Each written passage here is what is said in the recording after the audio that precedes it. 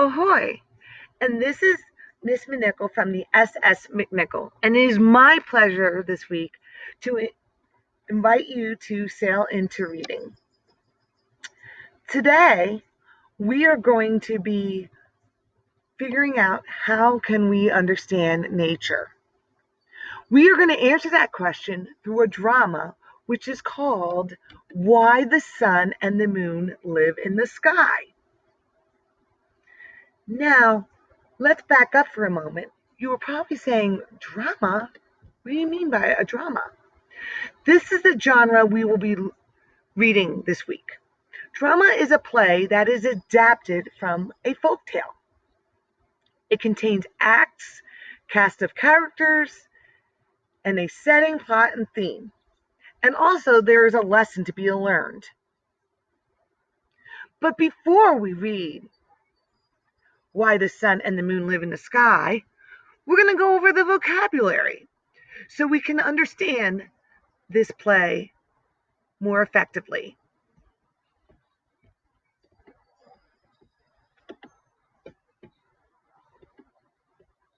Our first word is ashamed. Kim felt ashamed that she hurt her friend's feelings.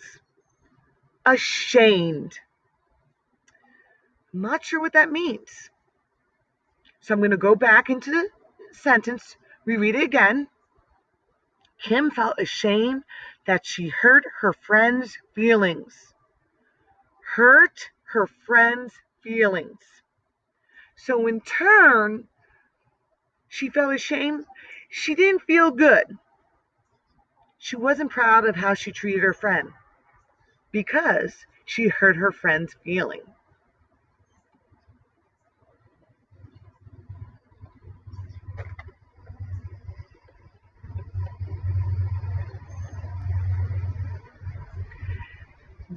Boast. They always boast that they are the best team. Boast? If you can look at the picture, these three young sailors are quite proud of themselves. And they have every right to be because they just won a competition. Boast is to brag.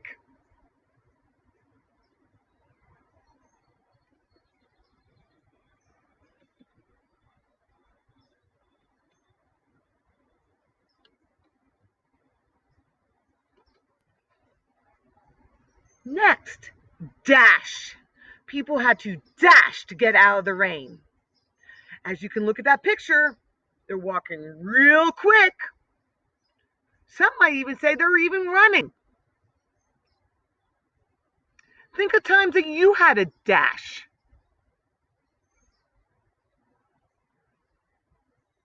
You guessed it. I do dash when the pool opens because I cannot wait to get in that water.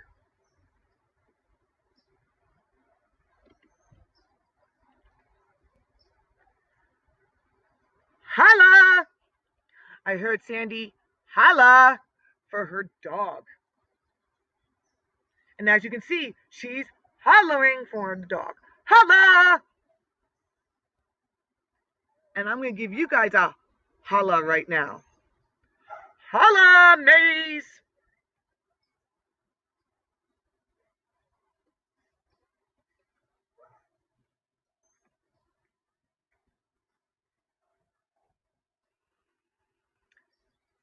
Plenty. There was plenty of fresh corn at the picnic. Plenty. Look at that corn. There's a lot. And it looks like yummy. Yummy in the tummy.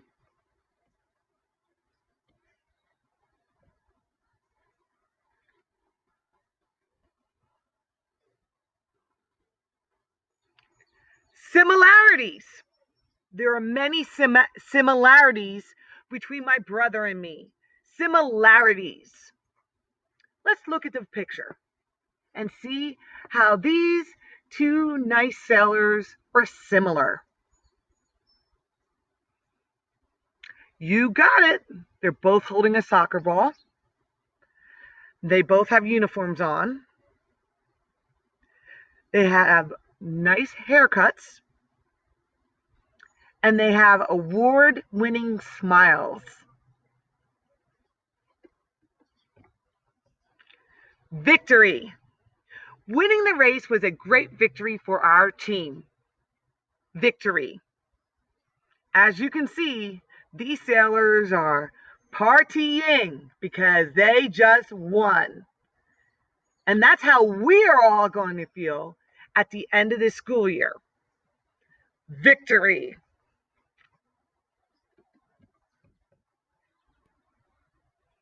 Wisdom. Grandpa used his wisdom to help me solve the problem. Wisdom.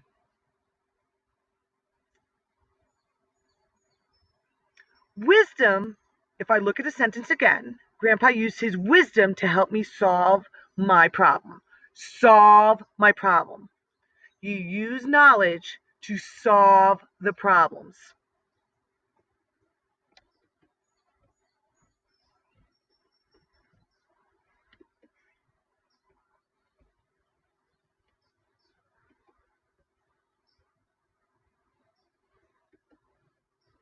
Next, we are going to begin our drama.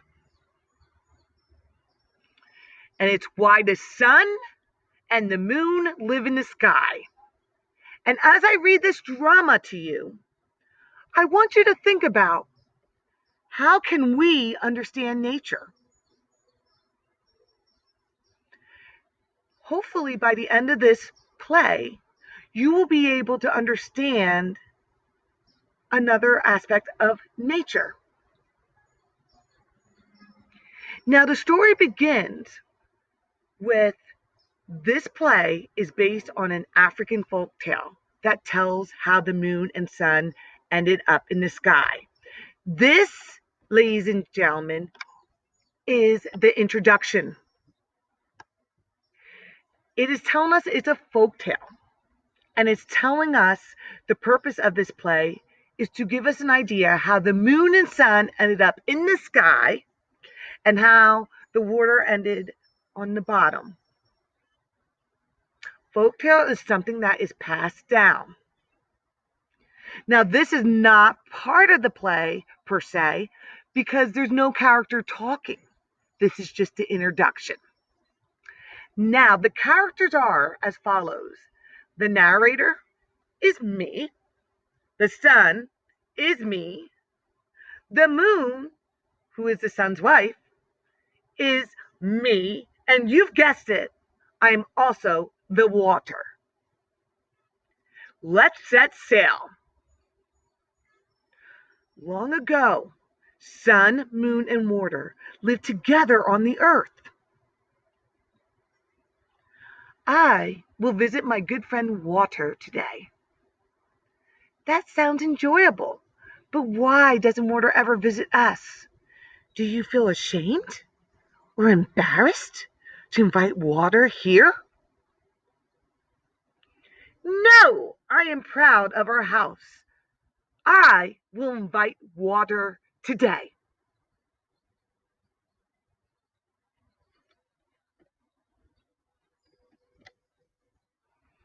Water, why don't you ever visit us? Your house can't hold me and my family.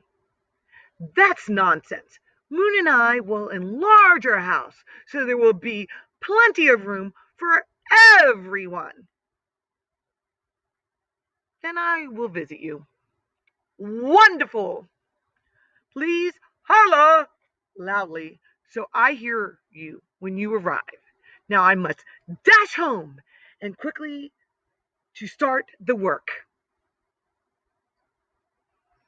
Sun and moon raced to make their home larger. They added rooms and raised the roof higher.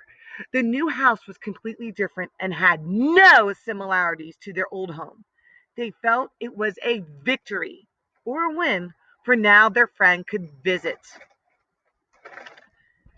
Sun and moon, I have arrived. Isn't this the largest home you've seen? Sun, it's not polite to brag, so please don't boast to our guests. Water, come inside. Water splashed through the door, carrying colorful fish, frogs, and crabs. As the water began to rise, Sun and Moon climbed onto the furniture, and they scrambled onto the roof. Moon, I'm not sure about the wisdom of inviting water. Perhaps this wasn't a smart idea. No, Sun, it was the right thing to do, but we must fly to safety. Sun and Moon flew to the sky, and where they remain today and still shine down on the water. So, after hearing this, what does this folktale explain about nature? What do you think?